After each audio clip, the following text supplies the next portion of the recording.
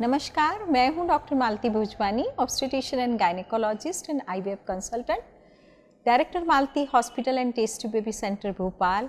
हम स्वागत करने के लिए तैयार हैं सर्दियों का, और हमारी मॉम टूबीज़ के लिए सर्दियों में क्या सावधानी लेनी चाहिए, उनका खान पान कैसे होना चाहिए और उनको क्या प्रिकॉशंस लेने चाहिए, उसके बारे में आज हम कुछ चर्चा करेंगे। सबसे पहले ज़रूरी इम्पॉर्टेंट बात है कि सर्दियों के दौरान हवाएं बहुत ही शुष्क और खूब ठंडी हो जाती है, और हमारा शरीर का जो सबसे बड़ा अंग है वो हमारी त्वचा है। इस त्वचा के ऊपर उसका बहुत ही ज़्यादा कुप्रभाव होता है, वो ड्राई हो जाती है, रूखी सूखी हो जाती है, उस पर रैशेस आ जाते हैं और अल्टीमेटली उसमें खुजली वुजली होने लगती है, और कभी कभी चर्म रोग भी हो सकते हैं। तो सबसे ज़रूरी बात है हमारी मॉम टू बीज़ के लिए कि उन्हें अपने स्किन केयर का जो शेड्यूल है, रूटीन है, वो बहुत ही अच्छा रखना है। उनकी स्किन को हमेशा मॉइस्चराइज करते रहना है। एक बार इफ़ इट इज़ इनसफिशेंट तो आपको दो बार करना है, नहाने के बाद ज़रूर करना है, और डीप मॉइस्चराइजिंग क्रीम इस्तेमाल करना है। वैसे भी प्रेगनेंसी में स्किन में बहुत सारे चेंजेस होते हैं, इसके बारे में मैं एक वीडियो बना चुकी हूँ, आप वीडियो ज़रूर देखें। और यदि हम इसकी केयर ठीक से नहीं करेंगे तो स्किन डार्क हो जाएगी, उस पर काले धब्बे हो जाएंगे, और उस पर कभी कभी कुछ बीमारियां भी हो सकती है। और स्किन को मॉइस्चराइज रखने के लिए दूसरा ज़रूरी चीज़ है कि आपका खान पान और आपको पानी पीने की प्रक्रिया, आपका हाइड्रेशन अच्छा रहना चाहिए। आपको ढेरों पानी पीना है। अब मुझे कोई कहेगा कि डॉक्टर सर्दियों में तो प्यास ही नहीं लगती, अंडरस्टूड है, सर्दियों में प्यास नहीं लगेगी, तो भी आपको ध्यान से अपना पानी पीना है। यदि आपको ठंडा पानी सूट नहीं हो रहा है तो आप थोड़ा कुनकुना करके पीजिए। आप नेचुरल पदार्थ, नेचुरल पेय या ड्रिंक्स आते हैं, नारियल पानी है, जूसेस हैं, सूप्स हैं, गरम लिक्विड्स हैं, जैसे चाय कॉफ़ी है, एक आध दो बार आप वो करके अपना हाइड्रेशन आपको बहुत ही अच्छा रखना है। अब हाइड्रेशन के साथ बात आती है खान पान की। हम खान पान में क्या सोचेंगे? खान पान में हमेशा हमें ऐसा खाना रखना है जिसमें प्रोटीन्स थोड़े हाई हो, उसमें फैट्स भी थोड़े हो, और कार्बोहाइड्रेट्स थोड़े कम हो जाने चाहिए। तो इस दौरान हमें ड्राई फ्रूट्स खा सकते हैं, हम ताज़ा फल खा सकते हैं, हम दूध वाले पदार्थ खा सकते हैं, और उसमें शुद्ध घी का इस्तेमाल कर सकते हैं। आप रात को केसर वाला दूध भी पी सकते हैं। और खान पान के बारे में भी मेरा एक वीडियो है, प्रेगनेंसी के दौरान क्या खाना चाहिए। और यदि फिर भी आपको लगता है तो आप सप्लीमेंट्स भी ले सकते हैं, जैसे विटामिन ई का सप्लीमेंट है, ओमेगा 3 फैटी एसिड्स का सप्लीमेंट है। और इस तरह से यदि ओमेगा 3 का समावेश होगा खाने में तो आपकी स्किन की क्वालिटी अच्छी रहेगी और आपका ग्लो बरकरार रहेगा। खान पान के साथ ये भी बात याद आती है कि आपको बहुत ही ठंडा बासी खाना नहीं खाना चाहिए, गरम खाना खाना चाहिए और हेल्दी खाना खाना चाहिए। आपको जंक फूड, फास्ट फूड से बचना चाहिए। अब खान पान के बाद आती है कि प्रेगनेंसी के दौरान वैसे भी शरीर में हमारा सर्कुलेशन थोड़ा स्लो हो जाता है, और सर्दियों के दौरान आम इंसान के शरीर में भी ब्लड सर्कुलेशन स्लो हो जाता है। यदि हम उस दौरान हमारे शरीर को एक्टिव नहीं रखेंगे तो हमारा शरीर में अकड़न पैदा हो जाएगी, हमें बॉडी एक होने लगेगा, जॉइंट पेन्स होगा, बैक एक होगा।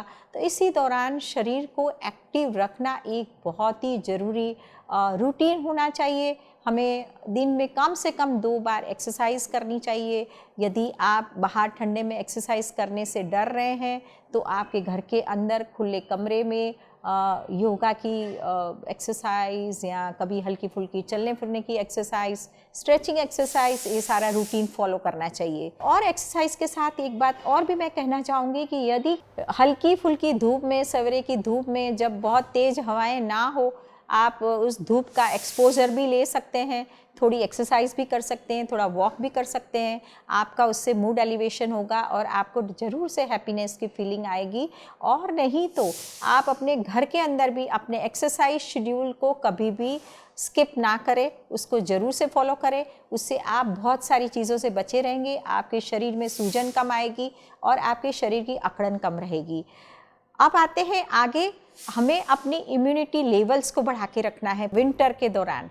वो कैसे? विंटर में क्या होता है कि हम ठंडी हवाओं के कारण कभी कभी हमें संक्रमण होने की स्थिति पैदा हो जाती है, जैसे खांसी, जुकाम, स्किन एलर्जी, बहुत सारी ऐसी चीज़ें होती है। और जो अस्थमा के पेशेंट्स होते हैं उनको भी सर्दियों के दौरान खूब सारी शिकायतें हो जाती है। यदि आपको ऐसी कोई एलर्जी की शिकायत है या अस्थमा की शिकायत है तो आपको उसकी बिल्कुल आपके डॉक्टर के कांटेक्ट में रहना है, उसकी मेडिकेशंस लेना है और उन सब एलर्जन से बच के रहना है। और साथ में यदि आपने फ्लू का टीका नहीं लिया है तो आप उसको ज़रूर से ले लीजिए ताकि सर्दी खांसी जुकाम की संक्रमण से आप बचे रहें। और अपनी बॉडी का इम्यूनिटी लेवल ज़रूर अपना हाई रखें। विटामिन सी खाने से बॉडी का इम्यूनिटी लेवल अच्छा रहता है। तो आप अपने डाइट में आंवला है, फ्रेश फ्रूट्स है, विटामिन सी की टैबलेट्स हैं, इन सब चीज़ों का समावेश करें और हेल्दी खाना खाएं। अब आखिरी में आते हैं हम आर्टिफिशियल केमिकल्स के बारे में। जैसे अभी कोरोना टाइम चल रहा है, हम बहुत सारे हैंड सैनिटाइजेशन कर रहे हैं, हम अल्कोहल युक्त सैनिटाइज़र का इस्तेमाल कर रहे हैं। तो विंटर के दौरान वैसे भी स्किन बहुत ड्राई हो जाती है। यदि आप अल्कोहल कंटेनिंग केमिकल्स या अल्कोहल कंटेनिंग कॉस्मेटिक्स या प्रसाधन कुछ यूज़ करते हैं तो आपकी स्किन की ड्राइनेस भी बढ़ जाती है और उसमें कालापन भी आ जाता है। इसीलिए आपको इन सब स्किन ट्रीटमेंट से और अल्कोहल युक्त सैनिटाइज़र्स इन सब से बचे रहना चाहिए। और हाथ धोने के लिए साबुन और पानी का इस्तेमाल करना ज़्यादा उचित रहता है। और साथ में यदि आप बालों का कुछ ट्रीटमेंट लेना चाह रहे हैं, जैसे हेयर स्ट्रेटनिंग ट्रीटमेंट है, हेयर कलर है, उससे भी आप थोड़ा सा बच के रह सकते हैं और उसी को पोस्टपोन कर सकते हैं। इस हिसाब से आप अपनी स्किन केयर का शेड्यूल फॉलो कर सकते हैं। इसी तरह से मैं समझती हूँ यदि आप विंटर के लिए अच्छी तरह से प्रिपेयर्ड है, उसके लिए आपको कपड़ों की तैयारी करना बहुत ज़रूरी है। आपके वुलन्स बिल्कुल सॉफ्ट होने चाहिए, आपको लेयरिंग में कपड़े पहनना चाहिए। यदि आप कहीं बाहर भी जाते हैं ठंडी हवा में तो आपको अच्छे से कवर होके जाना है। जैसे आपके कान कवर्ड होने चाहिए, आपका सर ढका हुआ होना चाहिए, आपको सॉक्स पहनना ज़रूरी है और आपका शरीर पूरी तरह से कवर्ड होना चाहिए। तो उसी का महत्व ये है कि आप किसी भी ठंड की प्रक्रिया से या ठंडी हवाओं से यदि कुछ बीमारी होने के चांसेस हैं तो उससे आप बच सकते हैं। तो मैं समझती हूँ कि ठंड हमारे लिए एक बहुत ही एन्जॉयबल एक्सपीरियंस रहेगा। और ठंड के दौरान मेटाबॉलिक रेट अच्छा हो जाता है, हमें भूख भी अच्छी लगती है। तो उसी दौरान आप अपने खान पान को एंजॉय कर सकते हो और उसको प्रेगनेंसी का सफ़र इस तरह से मेमोरेबल बना सकते हैं और काफ़ी अनवांटेड इन्फेक्शन से बच सकते हैं। तो मैं समझती हूँ आपको ये वीडियो कंटेंट अच्छा लगा होगा। आप इसे शेयर कीजिए। धन्यवाद, नमस्कार।